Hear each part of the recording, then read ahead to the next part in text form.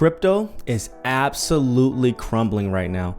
And the best thing you can do for yourself is to act fast to protect your portfolio. The actions you take today can potentially save you from being completely ruined. So, you know what? Let's just jump right in, because today you're going to learn some steps you can take immediately to de-risk your crypto portfolio.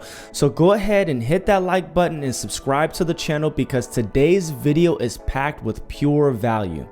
By the end of this video, you'll know the moves that you need to make as soon as possible to keep your crypto bag secure.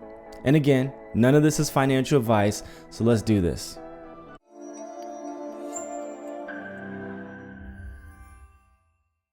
So crypto is in a state of emergency right now. Buyer sentiment is low and fear is high, and we're even seeing unprecedented actions being taken by companies that we loved and thought we could trust. And so I'm creating this video to not only warn you of what is happening in the space right now, but to also prepare you so you don't fall into disaster and get completely wiped out. Now, before I move forward, I feel that it's important that I first mention that overall, I am still 100% bullish on crypto. I mean, I truly believe that blockchain technology, like the internet, is one of the greatest discoveries of our generation, and cryptos and NFTs will continue to flourish and permeate areas of our daily lives in ways we haven't even imagined yet. But even though I am a crypto believer, that doesn't mean that the landscape will look the same in 5 years or even 1 year from now. You see, even though crypto has been around for over a decade, it is still maturing. And believe me, maturity takes time. I mean, I'm an adult and I still laugh at a good fart joke. Sorry, I just thought of one right now. Don't look at me, don't look at me. Let's just move on. But with the growth, there are always growing pains. I mean, the internet went through it. In the mid 1990s, I mean, we would use our compact computers to jump on the internet through our AOL dial-up connections and either jump in a chat room to basically like text each other, or we would use our Netscape browsers to search the web. Wow, things have really changed, huh? In fact, at that time, the internet was such a hot idea that if a startup even mentioned a web service in their business plan, VCs would just line up and throw money at them. Sounds familiar, right? Now, we all know the story of Amazon.com, but at that time, one of the biggest predicted winners was Pets.com. This company was founded in 1998 and attracted a ton of investors, but went belly up 2 years later because they basically got caught up in the volatility of the dot-com bubble bursting. And so that late 90s, early 2000s tech era feels awfully familiar to where we are right now in crypto. And really all of Web3, if you really think about it. Right now, we are seeing many who are frustrated give up on the idea of crypto and have become very, very critical, just like they did with the internet back in the early 2000s. And you know what? I understand. When you have companies like Voyager and the Celsius network holding customers' funds hostage and preventing people from accessing their money, I mean, of course, people will feel upset and feel like the entire market is just super unprofessional. That breach of trust pushes people away from crypto and actually scares new investors from getting in altogether. Now, although I completely do not agree with the decisions made by Voyager and Celsius, I do understand. In a way, they're victims as well. I mean, they're part of the domino effect that was started with the collapse of the Luna ecosystem. And you know what? It's definitely frustrating to see that one event, the failure of Luna, can liquidate, one of the most respected crypto hedge funds in the space, Three Arrows Capital, can bankrupt thriving companies like BlockFi and Celsius and Voyager, and can send the entire crypto market into a really rough bear market. But before we condemn the entire crypto market altogether, let's not forget that a similar event happened in 2008 in the traditional stock market, when first the hedge fund Bear Stearns collapsed, triggering a similar domino event that next took out Lehman Brothers, sent the housing market into a crisis, and kicked off a dark bear market filled with all kinds of uncertainty.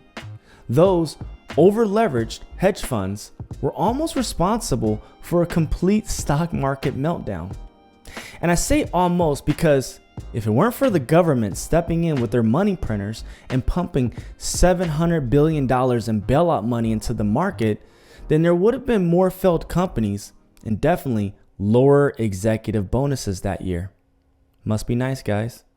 And so stories like what happened with Lehman Brothers and now Voyager and Celsius illustrate the inherent danger of being over leveraged, but it also highlights the risk of trusting your funds to a centralized entity. Crypto was founded on the idea of decentralization, and among its many great characteristics, decentralization may be at the top and has become more and more relevant. You see, when we talk about ways to de-risk your portfolio or, ways to make your portfolio less risky so you don't fall into financial loss, traditionally, it will always involve some centralized organization. Like, for example, maybe you move some stocks you have at Merrill Lynch to a bond fund at Charles Schwab. Point being, you're trusting a third party to safeguard your funds. Now, foundationally, with crypto, we have the freedom to protect our funds ourselves. And so the first and most important step you need to take to de-risk your portfolio is to get your funds off exchanges and other platforms as well immediately, and put them into your own crypto wallet.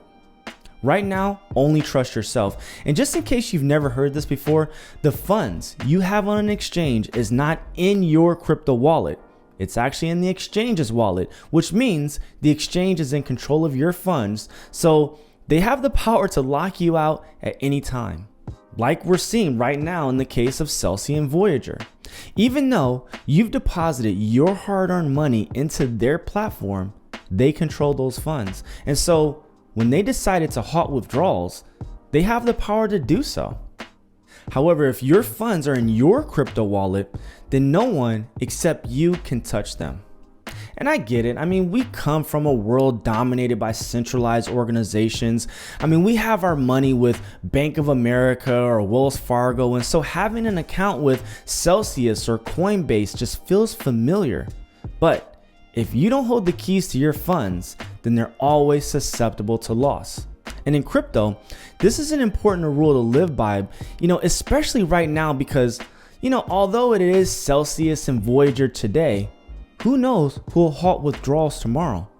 There are still other exchanges that are highly leveraged. And, if Bitcoin dropped to like that 10K to 12K level, that could bring in a whole new class of organizations getting liquidated.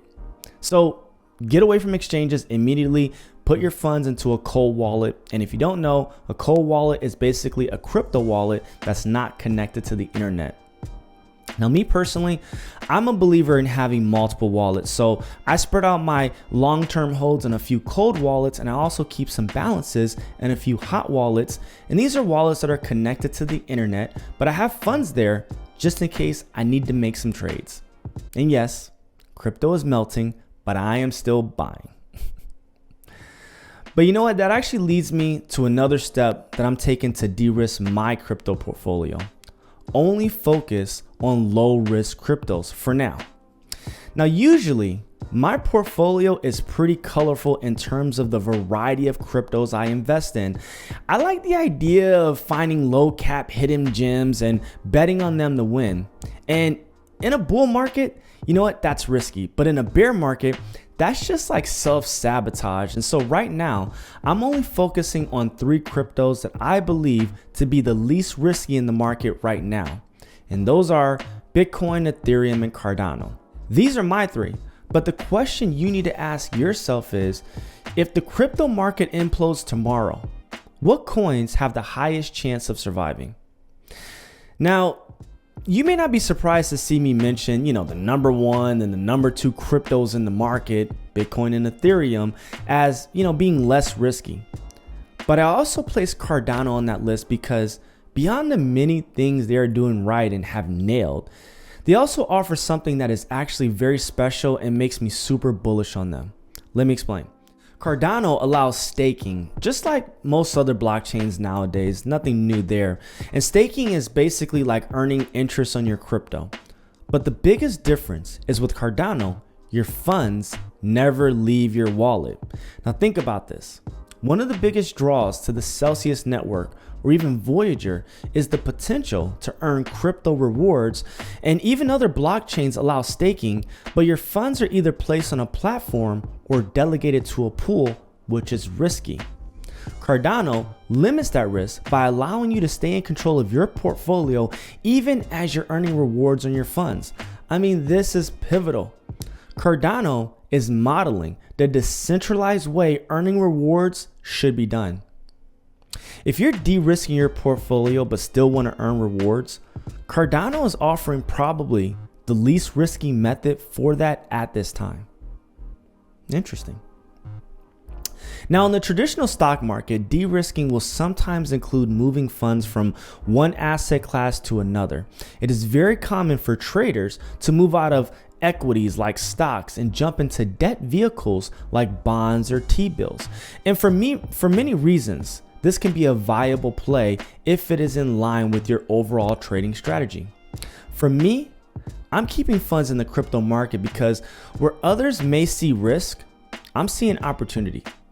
Prices have dropped to a place we haven't seen in over 2 years, and although that has strangled our portfolios, I feel like we're getting another chance to buy some of the greatest assets in the world at unbelievable prices. I mean, who knows? I mean, they may even go lower. Who knows? We don't know. But point is, we are all at different phases in our investing journey. And so if reallocating your crypto funds into debt instruments or into liquid funds makes sense for you, then you know what? Add that to your de-risking strategy to protect your portfolio. However, if you're in a similar phase as me and are seeking to accumulate, then set your aim on cryptos you view as low risk and lock them up as soon as possible to weather this storm and hopefully enjoy the gains that come from being a patient investor. And keep in mind that investing always carries some level of risk. There are no guarantees in any move you make, but prudent decisions with your portfolio is your best option to reduce the chance of losing everything. But let me know your thoughts. I mean, what steps are you taking to de-risk in this bear market? Please let me know in the comments. Also, what cryptos do you see as low risk and potentially safe to buy in this climate? Please also let me know in the comments. And lastly, I want to thank you for your time. Your time is so valuable to me, so I do hope you found value, and until next time.